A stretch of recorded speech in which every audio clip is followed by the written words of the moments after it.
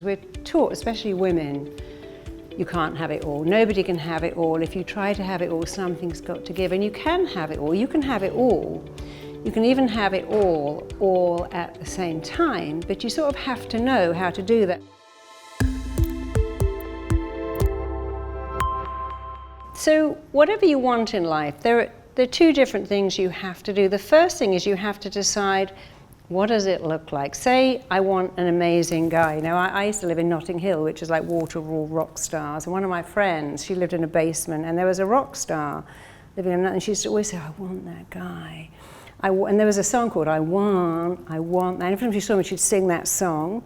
And one day, which wasn't actually that odd, because they lived in the same street, he rang the wrong doorbell. She opened the door, there he was in her bed all night, and she said, I never heard from him again. I said, but that's what you said you wanted. I want that man in my bed. You didn't go, he's going to look at me, our souls will collide, and we'll be together forever. You said, I want him in my bed, and you got him because you manifested it, but you stopped.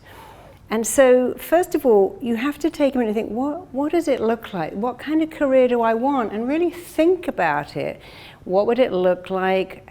Who would it be? Who would my customer be? You have to be very clear about what kind of person you want, what kind of career do you want. And that takes a little while, but not a lot, to think about, what do I want? If you can see it, you can achieve it. But many people, they don't see it enough. They go, yeah, I want to write a book. Well, you can write a book. Does that mean it will sell? No. I want to write a screenplay. But I've noticed, having done lots of film work, that you can get something commissioned, you can even get it filmed. It doesn't even mean it goes on screen. It may go on screen and get cancelled after one showing. So you've got to be very clear. I want to write a bestseller. You can't say I want to write a book, because you can write a book that no one buys. It gets the worst reviews. So really being clear on what I want. I want to write a bestseller book. What kind of book? A book that helps people, that talks to women, or talks to children. So when you're really clear what you want and you make it bigger, brighter, your mind's job is to go after what you want. When you've looked at what you want, the biggest block is not that. The biggest block is this, deciding you're worth it. That is the biggest block. 85% of success is mindset. Only 15% is work. So if you have the mindset, I want it, I deserve it, I'm going to have this, nothing is going to stop me. When someone said to Naomi Campbell, Naomi, you'll never be on the cover of Vogue, that door is shut. Shut?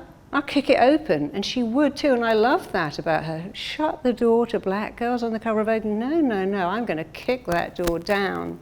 So that's that, I'm worth it. Oh, it's shut. Well, maybe I can be on the cover of someone else, maybe Cosmopolitan. No, you have to really believe you're worth it. And the biggest block to success is not having opportunities, it's having I don't think I'm worth it. I really like that person, but what if they reject me? I really want a career, but what if? Do you know 70% of lottery winners, an amazing statistic, are completely bankrupt in 3 years. You know why? Because they don't believe I've got all this money. I feel kind of embarrassed. I've worked with a lot of them and say, oh, you know, I felt really uncomfortable. I had all this money. I go to the pub with my friends, and if I put my hand in my pocket, they go, there you go, showing off again. But if I didn't, they go, what? You have all this, we've got to pay for our own drinks. You're a multi-millionaire. And the feeling of, I don't deserve this. You know, Amy Winehouse was a really interesting girl, because she'd always say, I don't deserve this success. I just wrote a song in 5 minutes, and I don't understand how I've got all this money, and it's what I call the self-destructiveness. If you believe you're not worth it, not only will you not get it, if you get it, you'll get rid of it as fast as you possibly can. You'll self-destruct, you'll procrastinate. And I see that with many, many rock stars who make so much money. All saints did that. At the end of their thing, they had no money. I'm like, how can you have no money? I don't know. I just gave it all to everyone else. Why? Because I didn't ever really think I was worth it. And I created the I'm Enough movement because I'd see person after person after person also the same thing. Yeah, I've got this, but I don't feel worthy of it. So the biggest thing is you must decide, I'm worth it. I'm worthy of love, I'm worthy of fame, I'm worthy of whatever you want. It can be anything, but you've got to believe you're worth it. And that probably really should be the first step. So let's turn this around. Your first step, whatever you want, is to just say, I'm worth it. It's not hard work. You're just wondering, going, I'm worth it. the most successful advert in the whole world is that L'Oreal. And people say, I'm going to buy the cheap shampoo, but hang on a minute, I want to be like Jennifer Aniston. If she's worth it, I'm worth it. I'm buying that one. I know in my head it's not any better than that one, but I somehow believe I'm worth it. So if you can develop a worth it mentality, and what does that mean? It means you look in the mirror and go, I can have whatever I want with bells. And if I want it, I'm worth it. I want this amazing person, I'm worth it. I want to have great kids that are amazing, I'm worth it. I want an incredible business that knocks everyone else out of the park. I want to be the best. Well, believe you're worth it. I with a lot of Olympic athletes never go, hey, I'm okay being silver. I don't mind. I just don't mind even coming. They go, no, I want to be gold. If you want to be gold, you've got to believe you're worth it, because that belief you're worth it gets you out of bed in the snow and makes you train. So the first step is really easy. Every day when you wake up, look in the mirror and go, I'm worth it. Whatever I want, I'm worth it. I deserve it. It's available to me. I can have everything with bells on. And if you keep saying that over and over and over again, you'll make it real. The second thing is what we just said. What does it look like? Really narrow it down. I want to sell something amazing. Well, who to? And who are your competitors? And the third thing is something people have got really confused with. Oh, can I just manifest? I'm just going to sit at home and manifest. No, you actually have to work. I see some parents go, I don't want my kids to work. I'm teaching my kids to manifest. I'm like, well, that doesn't work. I don't want to do anything I don't want to do. Well, even super famous people have to do what they don't want to do. Get out of bed, get on a plane, be in a movie when they're not in the mood, go on stage. If you ever saw the documentary with Whitney Houston called Can I Be Me, which she couldn't be, her thing was not the singing, it's when she got off stage, she couldn't go, I'm going to bed. I got a voice and I'm going to bed. She had to entertain everyone and party and drink and stay up because she couldn't say, I don't want this bit. So the third part is really deciding that you will have to work on your way to getting it. When you get it, you actually don't have to work much at all. So that's the logical thing. I'm worth it. I know exactly what it looks like. I'm really every day tuning in on what it looks like. It's like people say, I want to be pregnant. Really? You could be pregnant 8 times and never have a baby. That's not what you want. You want to conceive, carry, deliver and raise a perfect, healthy baby. I want loads of attention. Well, you can have that with explosive gas, but that probably isn't what you want. You can have that for having a nervous twitch or going out shoplifting, even if you're a millionaire, and people do that because they go, I want everyone to notice me. Now I've just got stopped in Harrods putting some makeup in my bag and everyone's noticing me, and I never wanted that. But the thing with the mind is, because this is a second bit, I'm worth it. What does it look like? I am prepared to work for it. But when you do what you love, it actually doesn't feel like work. When you do what you love, it never feels like work. But the second part is your mind. And people think, well, my mind's job is to make me happy. No. Your mind's job is just to keep you alive on the planet. That's its only job. That's why when you put the shower on, it's cold, you take a deep breath. It's why if you eat something bad, you throw up. It's why you put your hands out when you fall. It's why your stomach drops when you're very high up, because your mind is super wired and hard-coded to keep you alive against what were once actually not great odds. But how your mind keeps you alive is really fascinating.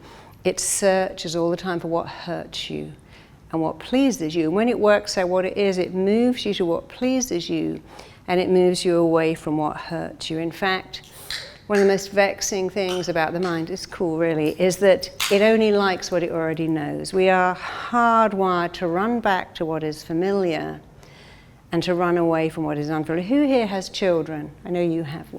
How many noticed when they were 2, they go, I don't want that. I only like strawberry yogurt in a blue bowl, and that's yellow yogurt, or I don't want it.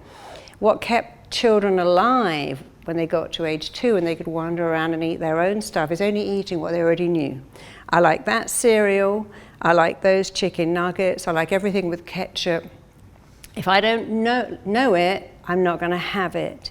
When you learn to go, oh, I see, you don't know this is not familiar. You know, I took my daughter at great expense to Finland to meet Father Christmas, and she spent the whole time watching The Little Mermaid in Finnish. I'm like, But I understood that. She'd watched it 100 times. She understood everything they were saying in Finnish. She's like, I want to sit here and watch The Little Mermaid in Finnish because I already know it. And so your mind's job is to keep you alive, and it's always working out what causes you pleasure and what causes you pain. And when it knows what causes you pain, when it knows, it will move you away from it forever. When people say, you know what, if I get dumped by one more guy, if I get ghosted again, that's it, I'm just going to jump under a train. Nobody means that. When you say, if I have to deal with one more customer, I'm going to kill myself. One more commute on that 405 freeway in LA, and that's it. I'm just going to take an overdose. We say all these crazy things. I mean, I live in LA. People say every day, I'm going to lose my shit now. I'm like, why would you even say that? That's such a stupid thing to say if you understand how the mind works. Because every thought you think and every word you speak is a blueprint that your mind, body and psyche must, it has no choice, work to make real. So if you start from there, because it is true, every thought I think and every word I speak is a blueprint that my mind and body are making real. So when you say, I really want to have this, but I don't know where to start and it's so confusing and I'm a bit lost here, your mind stays there. If you say, I've got a story, it's an amazing story, the world is desperate for my story, and I know how to deliver it, even if you don't know, I know, it's all coming to me, you'll find you wake up thinking, oh, I know what to do. Because when you speak and it's the blueprint, your mind moves you towards it. And we all see that every day when you say things like, oh, I'm so dreading next Wednesday, I've got to give a speech at work. I don't know why I volunteered. I've got to go and see my kid's teacher. I don't want to do that. Come Wednesday, you'll wake up with a flu or chronic diarrhea. Because you see, I listened to you. When you said I'd give anything not to do that, I'd do anything to get out of it. Lo and behold, you get a chronic migraine, terrible cold, because your mind listens. And the way to get around that is really simple. Whatever you want, and this is so simple, you have to say, I want it, I want it, I want it, I'm ready. That is actually a magic expression. And then to say, I've chosen this, and I've chosen to feel great about it. I've chosen it, and I've chosen to feel great. I've chosen not to eat cake anymore, not to drink Diet Coke, not to drink loads of alcohol. I've chosen it, but I've also chosen to feel great. Because what most do is I've chosen not to eat cake, and it's so unfair and it's so boring. I'm condemned to this rabbit food. I've chosen not to drink, and now I'm a real bore at the party. When you say I've chosen it, I've chosen to feel great about it, that's your blueprint. I've chosen this. And I've chosen to feel great. And I want it, I want it, I want it, I want it. And when you can dialogue with your mind that way, it really is a game changer. So the mind is really simple. When I was training to be a therapist, my very eminent teacher, do you know the mind is very complicated? Do you know it takes a lifetime to understand the workings of the mind? And then it takes a second lifetime to apply it. I'm like, well, how does that work then? First of all, no one's got a lifetime. And what's the point of getting all that knowledge when you're 89? But it's actually not true. The mind is very simple. It does what it thinks you want it to do. And it bases it entirely on how you talk. You know, if you were a doctor and you had a patient of 4 and the mum said he's got a tummy ache, you go, where does it hurt? Is it reoccurring? Is it stabbing? A child can't tell you, so you can never work out what's going on because they haven't got the language. An adult can say, well, it's a stabbing pain, I get it here, it's intermittent, it's worst after I've eaten, it's easier in the morning. And by that language, a doctor knows exactly what's going on. And your mind is the same. By your language, it knows what's going on. So everything you're doing, your mind thinks that's exactly what you want. When you say things like, I really can't be bothered to do that, or it's too stressful, or it's taking too long, you're telling your mind, I don't want it. When you say, well, I do want it, but it's so hard, it's so difficult, you're still telling your mind you don't want it. So if in your life there's something that you want, can be anything at all. Maybe you want to live without sugar, but you haven't succeeded. Maybe you want to do the plank every day, but you just don't do it. If there's something you want and you're not doing it, I promise your mind thinks you don't want that at all. Because if you do the plank, you go, oh, this is painful. Oh, my stomach hurt, my arms hurt, my neck hurts. And now your mind's going, don't do the plank ever again. I'm doing this aerobic class and I hate the music, I don't like the teacher. I'm teaching my kid math, going, oh my God, I could kill myself with this. This is so difficult. You're telling your mind, I don't actually want this. So if there's anything you haven't got that you want, just start to say, I want it, I want it, I want it, I want it. You know, if you were going to have a tattoo, you wouldn't go, you wouldn't say, hey, I'm going to have roses tattooed on my back, right down to my butt. Does it hurt? They go, of course it bloody hurts. What do you think it is here? This is not a massage, it's a tattoo part. Because no, but I want it. And I worked with a very tiny little pop star who had that roses tattoo. Did it hurt? She went, oh yes, but I was so excited. I went every day. It took 2 years to get these roses tattooed, even on my butt. But I was so excited because a junkie doesn't say, will it hurt when you put that needle in my arm? Will it hurt when I squirt drugs into my eyeball? They go, will I get high? Will I be out of it? And then they get excited about pain.